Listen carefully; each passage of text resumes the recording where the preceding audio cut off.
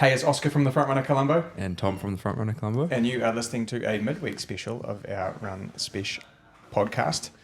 And today's guest, if you haven't read the title in YouTube or Spotify already, is the second most famous Craig Kirkwood on Wikipedia. the first being the American songwriter. The second being our CK Craig Kirkwood, coach to, well, first of all, a phenomenal athlete in his own right, and then a coach to our rock stars at the moment. Tommy, take the lead, mate. Yeah. Rock stars is a good way to put it. And we've already had one on the podcast, young Sam Tanner. And also Hayden Wilde. And then a plethora of other phenomenal athletes. How many athletes do you have? Too many to count. Way too many. Yeah, too many to count. But yeah, Kirky actually lives in this store. He's plastered on the wall. And you can see his famous quote every time you walk outside the store. I'm glad you followed that up with a quote, because I don't think we want to say it's plastered on the wall. Yeah. That's my greatest claim to fame, that. Yeah. Hanging on the door there. Yeah. And the story with that is, I don't know if I've told you the whole story. Like, I emailed you before I ran Auckland Marathon, which is my first marathon. And I'd kind of written this pretty big email, and I was nervous. And obviously Matt, who has coached me for ages, he'd never run a marathon, so I wanted a little bit of advice from someone that wasn't Phil, because Phil just told me to harden the fuck up. Fair enough. Yeah, I probably needed him to say that. And you basically just sent those 3 lines back. Yeah. I was like, "God, that took so much courage to email you." It's all I Basically, you just don't fuck it up. I won that day, so you can take some credit. Yeah, I will. And I'll just add, before Tommy does take in, you can plead the fifth whenever you want. In this podcast, you don't have to answer one of our stupid questions. Yeah. If you just plead the fifth, that's okay. Okay, right. And there's no edits. Ooh, That's our ground rule. okay. Yeah. No edits. Yeah, You can plead the fifth, no edits. Anyway, Tom, But it's all yeah, you, baby. I guess we'll start from the beginning and a little bit about yourself and how you, well, first of all, how you got into running, and then trickled through further into coaching. That's a big story. Yeah. Started running when I was at high school at Timaru Boys.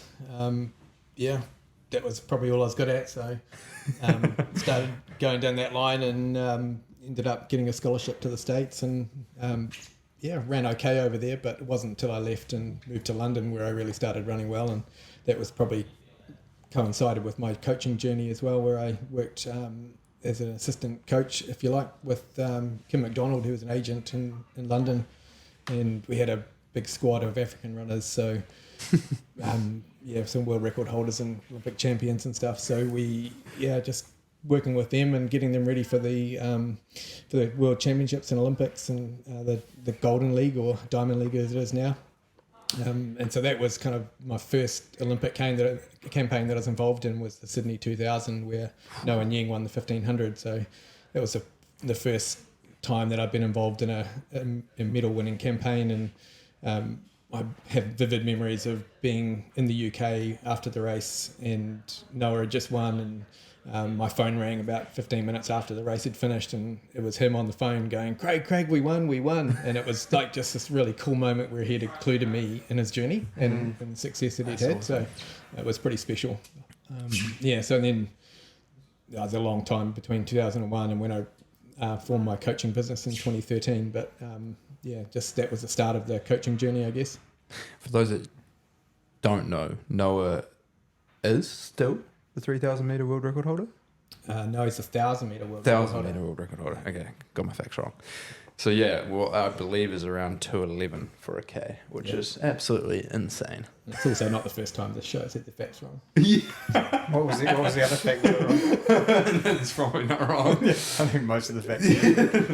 I feel like the legitimate ones we try and get them right. Yeah. That's quite unusual though, to be coaching and still competing, like at that level, because you ran a pretty decent marathon around that time too. Yeah. And then you were coaching obviously at a really high level, even if it was an assistant, but you still, obviously he thought you were involved enough to give you a phone call. What was that like as a athlete and trying to coach and stuff? That was it was an interesting time, because my job was really varied, but so I think my title was athlete assistant manager or something. So really just driving them to the track and to the airport and handing out equipment and that kind of stuff. But all the entries for races, Diamond Leagues and what have you were all done based on my report back to Kim because he was never there. So he was traveling the world constantly.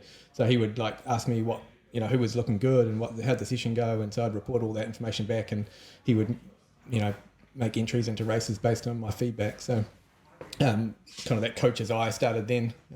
But yeah, trying to balance it with running was pretty difficult in the summer because I was working probably 60-hour weeks and then trying to train, for a marathon. So Gee. yeah, it was pretty tough. So just hard to fuck up. Pretty much. Old school. Old school. I mean, Kat's adapted to that. Yeah. Kat is off camera right now. She's going to throw some 2 cents in every now and again. I'll make sure we stay on She's track. glaring at me. Yeah. Yeah, so that's it. It's been a pretty long journey for you so far, and I don't know if we mentioned at the start you ran 2:13 for the marathon, Yes. and a 63 for the half.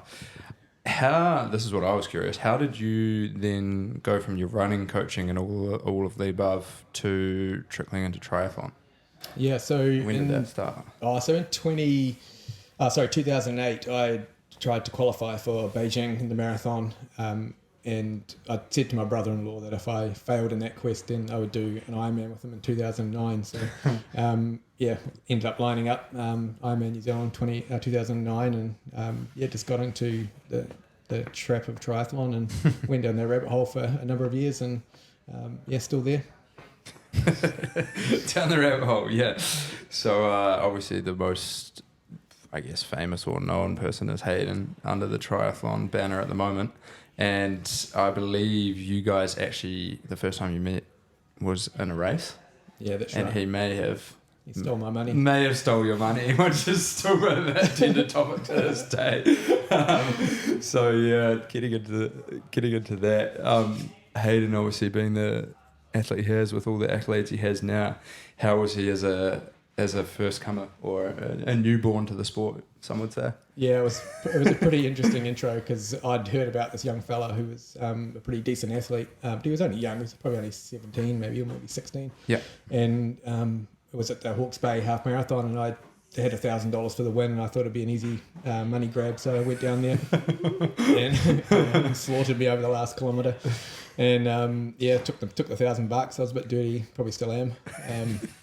But yeah, when we first started working together, I sent him to the Night of Fives actually, and to a bit of a trial to see how he'd go, and he got absolutely last and got trounced. I don't know, like high 15 minutes or something. So it was a bit of a interesting start, and certainly come a long way since then. Yeah. So had he started doing his Xterra before you were looking after him, or was that kind of in between? Yeah. So he'd just won his second age group Xterra title, and then he decided he was going to go onto the road and see if he could make it to the Com Games in 2018. Yep. That was his kind of initial goal, and then with an eye on the Olympics. So pretty impressive. Pretty impressive start, beating your coach at a race and then going on to win 2 Olympic medals. Still dirty about that. Yeah. Oh, you can get him back in the golf. I don't know. He might have a bit more practice at the moment.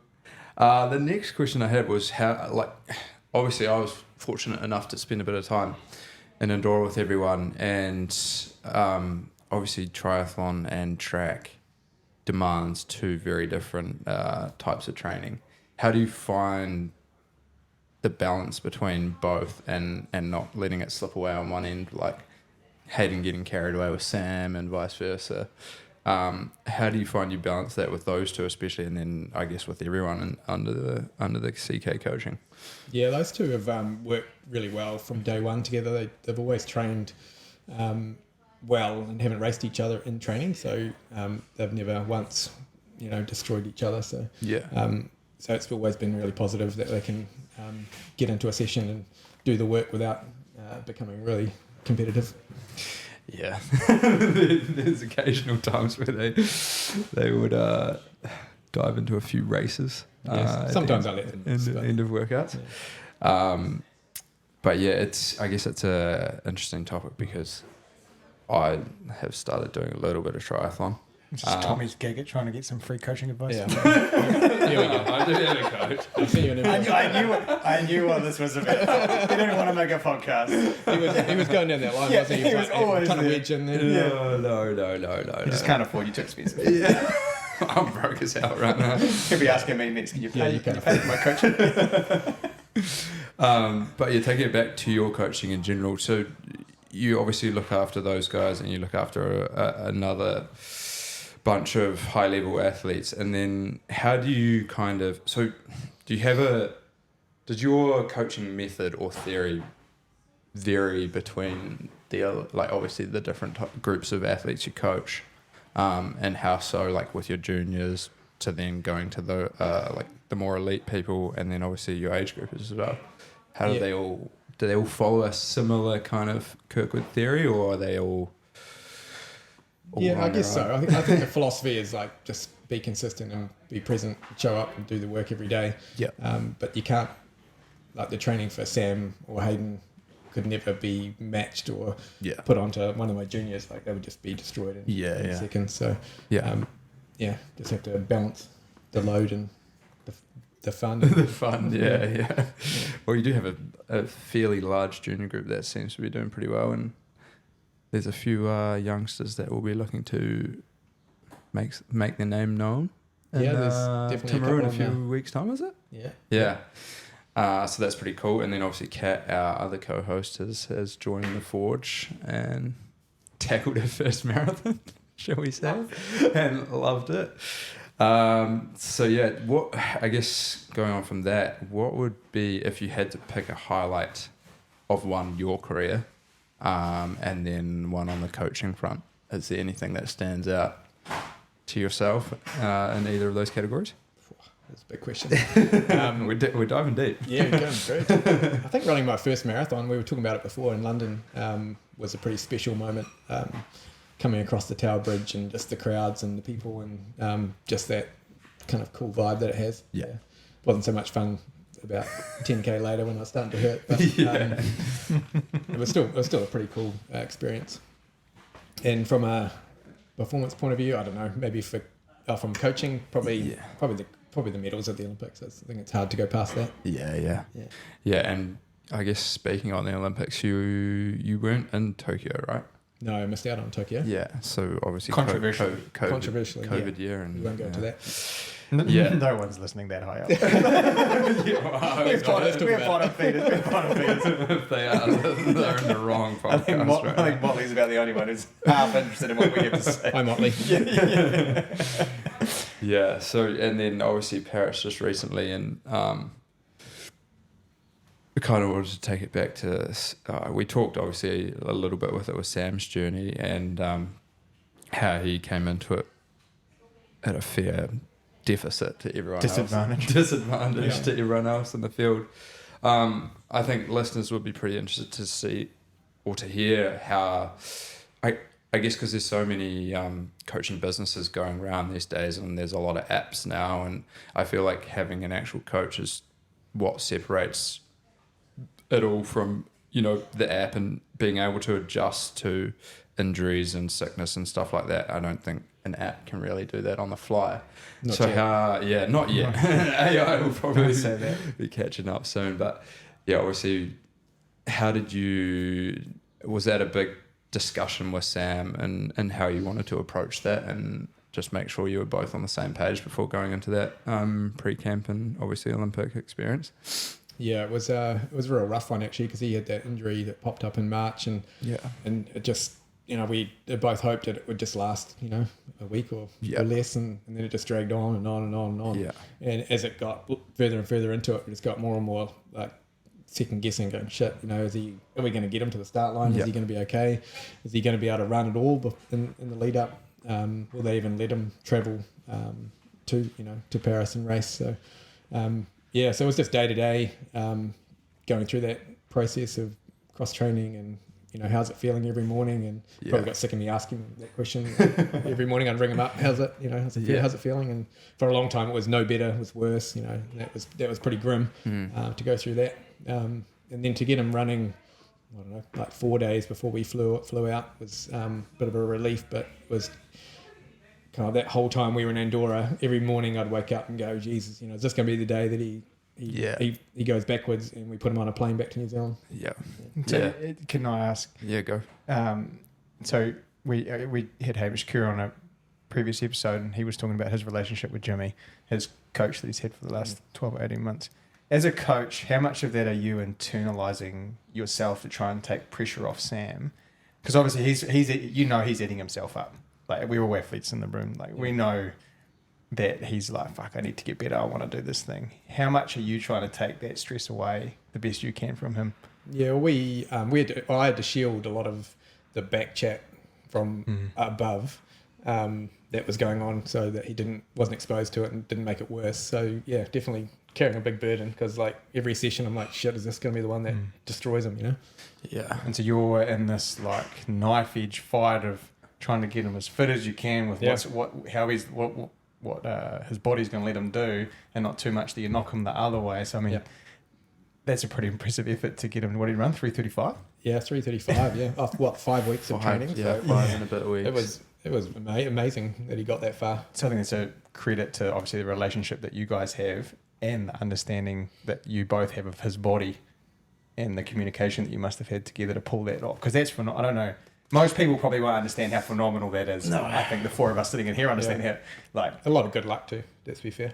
Well, good luck, management luck, But yeah, it is incredible. Yeah, I think that's phenomenal. Anyway, I think we talked about it briefly when he was on the podcast, and I don't know that there would have been any other athlete there, that experienced what he had to experience leading into the games, let alone get to where he was and do it in the little amount of time that he had. And it is hard for Sammy, obviously, because he's very goal driven, and he's very ambitious, and that's one of his talents. I think is it all kind of just floats behind the scene. He's very calm in the chaos. But yeah, I mean, obviously having that experience there with you guys, it was pretty cool to see like the relationship going on in front of my eyes, and just making sure Sammy was in one piece constantly and literally checking up every day. And yeah, it was every morning, just wake up and be like, how is it? We were in the same apartment, so come out of his bedroom, we're like, how is it today? And taking training on that that conversation. And it was obviously like this. I kind of said when I came back, it was like, there's Gus. I guess there was two ways to go about it. You either take the conservative approach and hope that it just settles and then go into it very undercooked, or you push the line a little bit. And I think, obviously being the Olympics, it's not really one you can go conservatively into, especially when there's rounds, repechage, and all that carry on. If it was any other race, it might have been something different, but to see it work the way it did was pretty cool. And I think that when AI catches up, if it ever does catch up, that's the benefit of having a coach that can check up with you whenever, wherever, and make sure you're on track to get back to the start line. Yeah, sure. Which was impressive to just see him on the start line and witness some of the sessions that he did. Yeah, it was pretty special. He did a lot of hard work at that time on a very dodgy Achilles. So. Oh yeah. Yeah. Cool. He did eat the track a few times mid session and got back up, and when I say ate the track, like tripped on his own legs because he was so fatigued. It just full lecture. Yeah, everything was gone. So aside from like obviously the athletes you had at the games, how was Paris just in general? And was that the first games you've been to? It was the first Olympic Games. It was.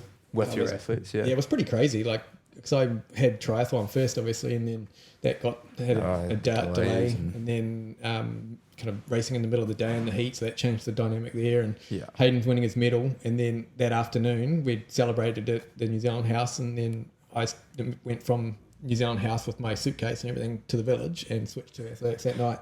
So, and then I had I think 5 athletes I was looking after in the distance group, and just straight to work the next morning, and just into it. There was no break. There was no kind of reflection time. Just busy straight man. Back into it. Yeah. If we wind that back to the triathlon, it's obviously the delays and you guys are I mean, Tommy and I know how to taper, but not like you guys are probably trying to taper. You know, Hayden's getting ready for the biggest day of his life, essentially, you know, and there's obviously stuff that is way outside of our control, and we always talk about that cliche, like, control what you can. What conversation are you having with him?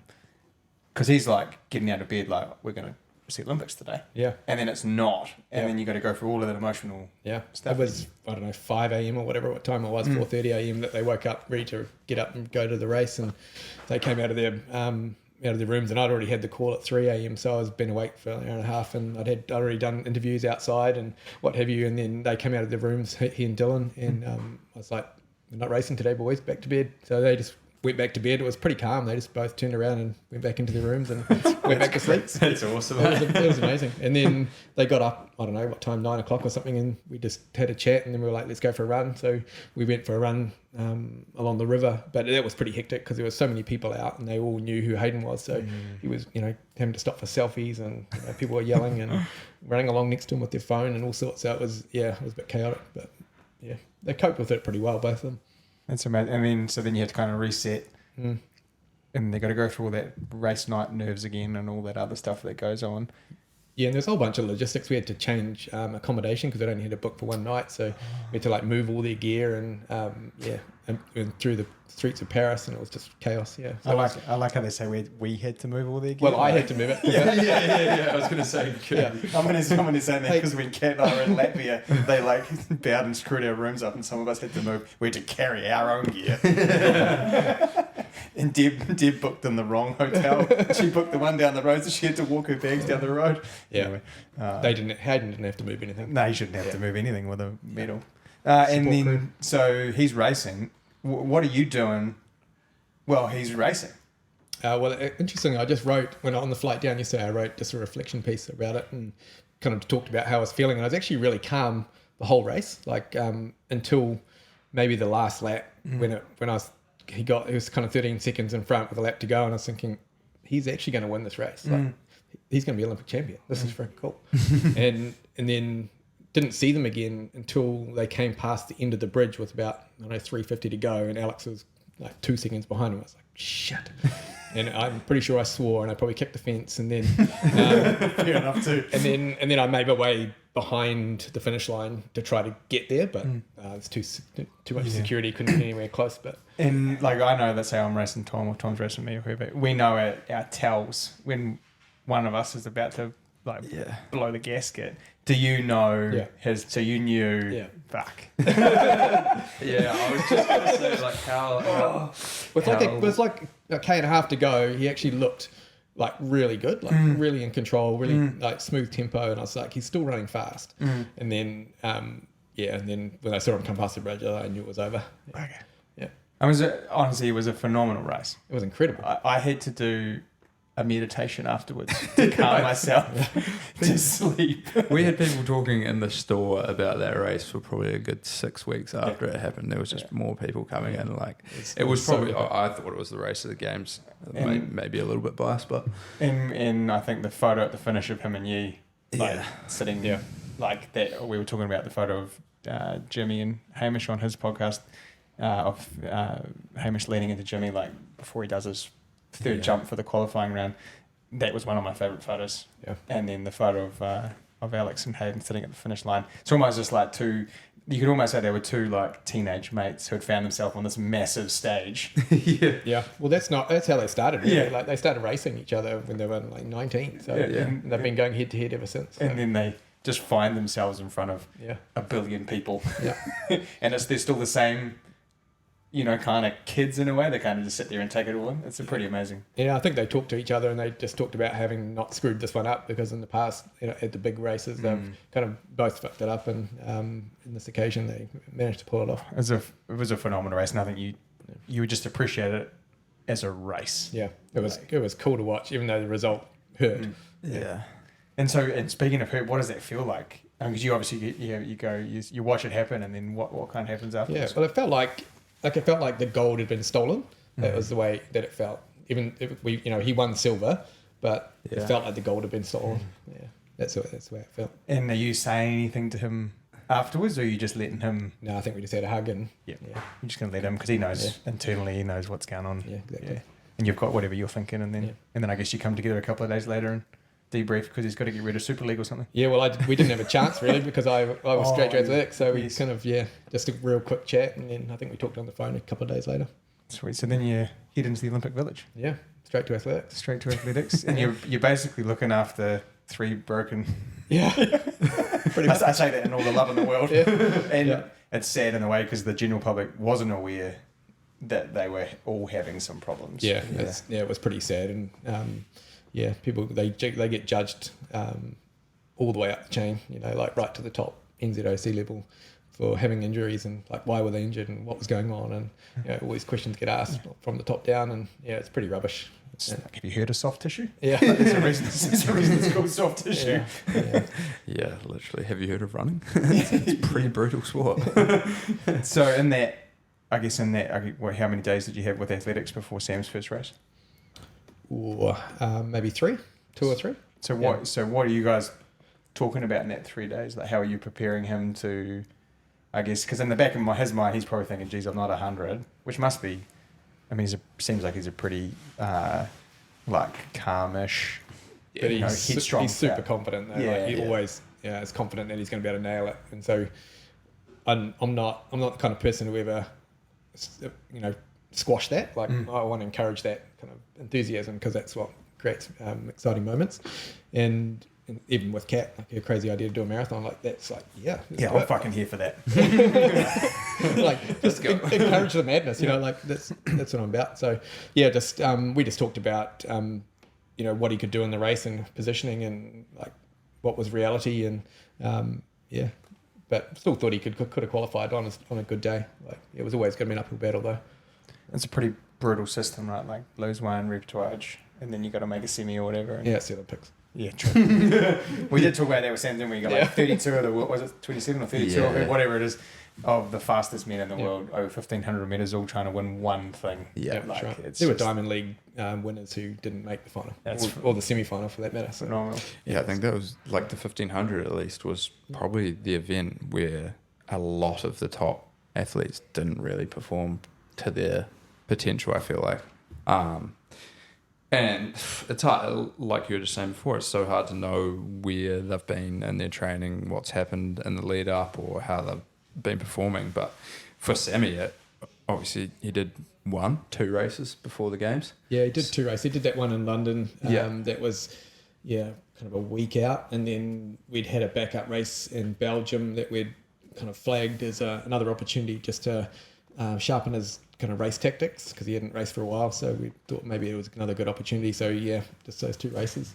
Yeah, they both went really well. They were good, 3:35 and 3:36. Yeah, and then into the first round of the Olympics, and it was just didn't have it on the day. Sweet. So this is another deeper, or not a deep question, but a bit of a fun one for you. Obviously, you've got these 2 amazing athletes and everyone else. How do you see, because I feel like there's a lot of potential in New Zealand too, and we've talked about this before, with starting groups and stuff like that. Do you see a pathway for that to happen, like a professional group or a group that's looked after to make it to that next level? Or do you think it's just too hard to do from New Zealand? No, I don't think it's too hard to do. I think it's definitely doable. And, I've been, in the background, I've been trying to make something happen. Finding a financial backer or a company to back it. So definitely, it's definitely still in the pipeline, still working on something, but nothing is firm yet. But I'd love to see a base for Kiwi athletes to come in and train and that to be their home and somewhere they build for pinnacle events or European tours. And, but I think it's definitely doable. We have a lot of young athletes who have been to the US on scholarship and they come home and they get a bit lost and there's no support for them. It's really hard for them to kick on, make their next jump, or even the kids who don't go to the US and want to stay in New Zealand, just have an option for them. Yeah. And so if you're out there and you've got some money, if you're listening, we'd love some support. Surely. Yeah. No, but it's very true. Like there's at the moment, I feel like in track and field, that is the only route people take is go to the States and get their college paid for, get their everything looked after. But it's often, and as Sammy talked, it didn't work for him. And sometimes people just need that natural lifestyle back home. And I think Sammy's a big advocate for that because he loves surfing, he loves doing all those things, and I think that's when he performs his best. So there's a huge opportunity there, and obviously pro groups are starting up all over the world, and I think just getting people together that are all like-minded and all on a similar level, I don't see why there can't be more world beaters like Hayden and Sam come out of New Zealand. Yeah, that's right. And I don't think it takes massive investment to get it started. No. At least, we have really good wraparound services in Tauranga with the S&C and good physio and good coaching, and just a really good place to train and to be. So, and then really easy to get overseas from there. So it's definitely doable, but with an investment, then we can add some more funding to it and try and get some financial backing for travel and what have you. Yeah, get all the support needed. That's probably the one downfall, isn't it? Is we're so far away. Yeah. From Europe or the US that you do need a hand to get there, because it's not like you can jump on a train and be anywhere you want in 4 hours. Yeah, you have to go away for a couple of months or at least a month, to do a few races, and it costs a lot of money. Yeah, tell me about it. It's not fucking tell me about it. Can I know about it? Maybe you could sponsor Oscar. Well, I'd sponsor myself. I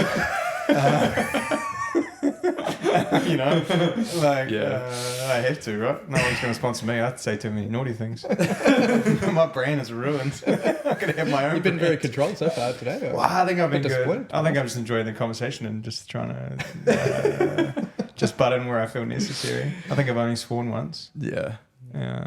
Well, we're trying to do our little piece to get races off the ground here in Christchurch and all these little events to maybe find some diamonds in the rough that we haven't yet seen. But yeah, I think it's like a song lyric, Tommy. Diamonds in the rough. Diamonds in the rough. It is a song lyric, to be fair. You don't realise how close that is to the truth. That diamonds in the rough, you'll see. So you're talking secondary school nationals in a couple of weeks? Oh, sure. Are you saying that some of us should go down and watch? You should absolutely go watch. Are you saying someone with a larger bank account than the 4 of us should go down and watch? Yeah. Someone that wants to sponsor a leading question. I love the idea of the group thing, and one thing I was very lucky to be a part of, even though I was not great, was when I was living in Wanaka in Queenstown, is spending time with Try NZ and their HP program around the time, where it's like Tony Dodds and Ryan Sissons and Kate McElroy and sometimes Hamish Carter, who's floating around, and some of the international triathletes like Mario Mola and I don't know, whoever else. And that was just an amazing thing to be a part of, because you learned as a young, I think I was like 20, you learned what was required in watching, whether or not, I probably shouldn't say that out loud, watching them do workouts which were real or not, I'll put it like that. You thought, Jesus, if that's really what I have to do to be the best I can be with whatever I've been given. And I think I was there with Aaron Pulford and a couple of others. Anyway, it doesn't matter. And it was just an amazing experience to be with those guys. And the group situation we had, and I ran way too far and way too fast. I cooked the shit out of myself, and I think I ran like 15:30. Yeah, that's a good lesson too, though. Yeah, it's a great 100%. So I think if there is a way to facilitate the kids now that are coming through, that we don't have to just flit off overseas and get broken. Yeah, but I understand why they go. Oh, like yeah. I went, Tommy went. Yeah. Like you can't blame them for going. It's a cool opportunity, but for those who don't go or those who want to come back, I think it's the coming back. Though. Yeah, it's the coming back. That's what I've noticed as I've got older, is they more have come back. Yeah. And they're just the kind of, obviously with Tom they get lost, eh? Yeah, with Tom and Nick, we kind of had opportunities for them with the store and work and stuff, but you can't help everyone coming back. But to have some sort of focus for them would be pretty cool. Yeah. And that means they might end up coaching, or they find a job in the industry, or it's just a pathway. Like I've talked about it before, and we're world beaters in rugby and all those sports, but there's a clear pathway for them, right? You go through high school, you go to under 20s or whatever, Canterbury, and then there's Crusaders and All Blacks. Like there's a clear stepping stone of how to get to that top level, whereas in track and field or triathlon's a little bit different. They have probably a better support system through the ranks, but especially track and field, it's hard to see a path for anyone coming out of high school unless you go to the States. Yep. But then coming back from the States, it's like, well, what do you do now if you're still really into the sport and you think you can make it to the next level? It's super hard for anyone to realistically chase that next level. So I think that's where we're kind of looking at that and trying to set up something back here where there's support, there's a team, there's a group to train with that targets races and does training camps and all that kind of carry on. It would be a huge benefit to everyone, really. Yeah, I think the next step clause too is like really important, that you have to have some reality around what is next step. It's a big jump from NCAA or even school in New Zealand to the Olympics. Like that's a huge leap that not many will ever make. Yeah. So you have to have some reality around your pinnacle and what it's going to look like. Is it getting to Europe and running some golden level meets or A level meets, or is it getting in a diamond league? Maybe. Yeah, finding the time and money to do that is the hard bit. But I mean, there's definitely people out there that would be I think able and willing to jump on board and help something like that. But we just got to find them. So if you're listening, you got to have something to sell them too. Yeah, exactly. Yeah, you got to have something to sell them. Yeah. Like if I put my sensible business hat on, it's like, it's cool if 5 kids are going to run around New Zealand and sometimes go to Europe. Yeah. Great, what's in it for me? Yeah. It's got to be almost philanthropic. Yeah. Push and pull kind of complex. Yep. What else you got, Tommy? That's pretty much most of the questions I had. Did you have any questions for us, Kirky? I've got one more that I think will be, before you do that. Yes. Yeah. Okay, I've got one more that I think would be interesting, and if you put your coach's hat on. So you are trying to... Someone walks into your office. Asking for coaching advice. Yeah, 100%. I do that all the time. I'm quite open with it. I got embarrassed for doing this at the start of the podcast. No, so someone, and we're talking like normal, I say average, I don't mean average, but say someone who's just like, I might like to run a half marathon. They walk in your office, what are some of the things you talk to them about and then help them get towards, I guess, in that first sort of 6 months? So if they're thinking... It obviously depends on where they've been, what their journey looks like and what their goal is. Yep. And that's probably the only occasion where I'd wrap some reality around their goal. Mm-hmm. Like if they come to me and say, I want to run a 1 hour marathon, they haven't never run before. It's like, you're probably not going to achieve that. Like, let's be real. Yep. But just for them to be consistent in their training, whether that's 3 days a week or 4 days a week or 5, what level they're at, just to start there and then work towards their end goal. Yeah, cool. So there's a lot around that. That's one question we get asked heaps. I get asked online like 4 times a day. Like, how am I going to run my first half marathon? Like, just get started and do it and do just enough so that you can keep doing just enough for a long period of time. And don't be frightened to cross train. Like if you can't run every day if you're not a runner who's used to it and hardened to it. You're not robust enough, you just break. So get out on the bike or swim or walk or something. Mate, you look at running and get broken. Doesn't he? He does, yeah. Yeah. You're the unluckiest guy, and we'll talk about it tomorrow when we do our podcast. You're the unluckiest guy. I'm waiting for the breakthrough. It's coming. It's coming. It's coming. Might not be in running, might be in triathlon, who knows. But it's going. Questions for us, Kuki? You got any questions for us? Just around golf and putting it on Strava. I think we probably should address this. So I feel like that was quite targeted towards me. It was. A few weeks ago. It was. Well, actually, the first person was Henry. And I'll defend him too. Yeah. I got you, Henry. Yeah. Yeah. And I just feel like Strava is we talked about this, didn't we? It's for running. It's not for walking. Well, apparently it's for dating as well. So we're against walkers, David? No, but it's just the app. You can use Apple or something for walking. It's running, it's for cycling, and it's for swimming. But I will allow rowing because that's like the cycling version of running is the swimming. Yeah. I did golf, But not golf? but at what point why?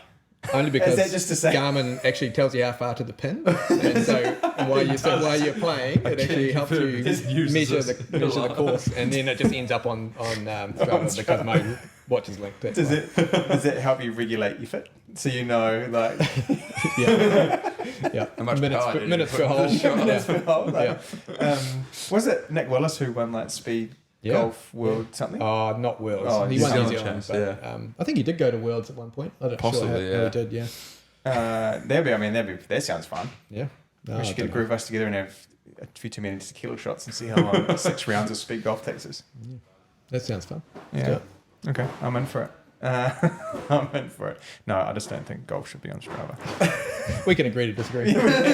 We can, but I'm here. I'm here to be disagreed with. So should Dating be on Strava? Because apparently that's a thing on Strava too. But I think dating's on Strava for you, Tommy, which is why I don't have Strava. Exactly. Yeah.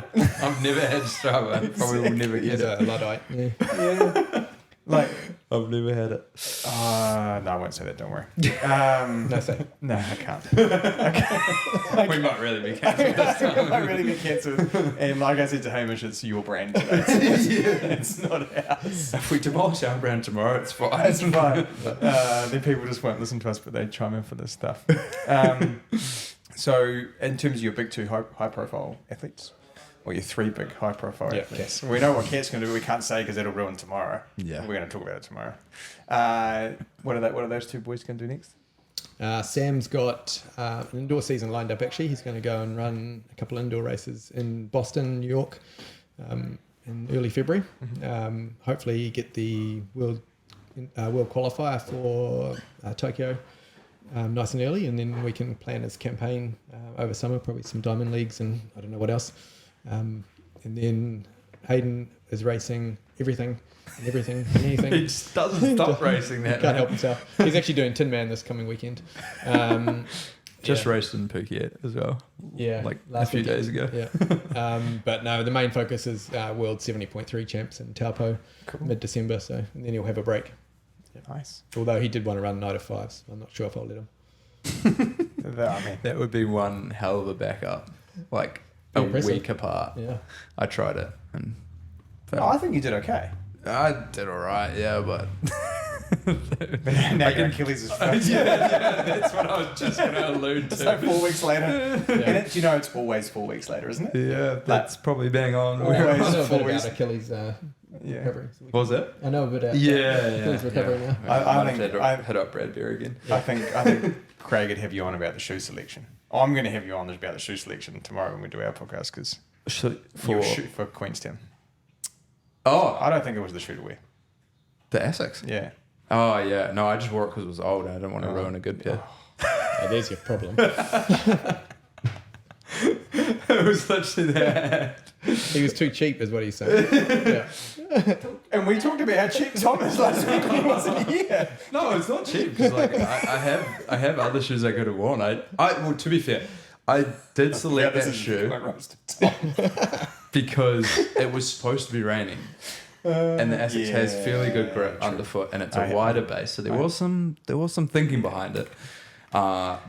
Okay, who were my options, Oscar? You see if it was the better option out of what I had. Okay. Endorphin. Yeah. No Elite? tread on that. Endorphin Elite? Yeah, no tread on that at all. Apart from the 2 guys in front of you, we're both wearing that. Yep. No. First and second. That's awkward. Oh, they were actually. Yeah. Carry on. Look at that. Anyway, yeah, I don't find it great for that trade. And then the other one I had was the On, so that was I wouldn't know where they're on. yeah. No, I hear you. I know. I understand your logic. I just think you should ask me for a pair of Pumas. Probably Ask me? should have. Yeah. Harry, I need a pair of Pumas. You can have these ones. Yeah. Probably would have been better than the Essex ones. Yeah. Your it Achilles wasn't anyway. Great, but I think I'm getting a scan tonight, so we'll see. We'll talk about it I hope tonight. that goes well. I think it's all good. Yeah, it's grumpy. It's grumpy. I think it's just grumpy. So. Yeah. So am I, and I'm fine. I'm still married, Touch right? wood. Yeah, exactly. We're grumpy, but we're still married. Yeah. I think so. All as well. I've got I mean, I got home and she's still there. Does that count? got 4 weeks. Maybe. Maybe. Plenty of time. You got anything to say to me?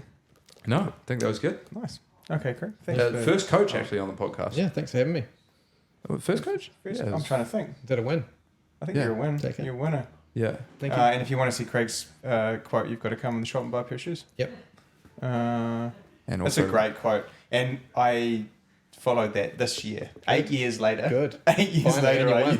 used that. He did actually. I did. It did pretty much to the That's T. pretty much the thing. Yeah. And saying that you said it, Matt Smith said it, and Matt Ingram said it. Yeah. So it took 3 of you. So I didn't convince you. You needed backup. I needed 3. Yeah. Oh, I've got a big ego. Yeah, I know. I got a big ego. I need a couple of guys to and it's way bigger than I should be, but I need a couple of guys to. Right. No, actually, when I decided that I wasn't going to beat Mike by trying to run him down, but anyway. That's fine. Cool. Oh, anyway, we'll wrap this up. Thanks for coming, mate. I appreciate you. Thanks for having me. You did a great job with the guys and the girls this year. Thank you. Yep.